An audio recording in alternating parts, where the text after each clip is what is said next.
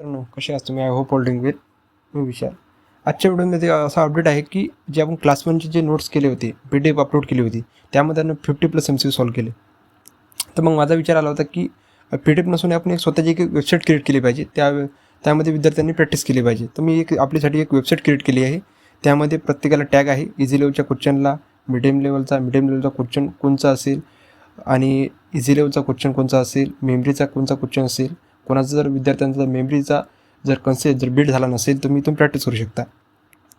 आणि याचं प्रत्येक जे लेक्चरचे राहील क्लास 1चे एक PDF मीन्स एक लिंक तयार करेल, क्लास 2ची लिंक तयार करेल आणि याची लिंक मी डिस्क्रिप्शनमध्ये देऊन देईल. तुम्ही तिथून ॲक्सेस करू शकता.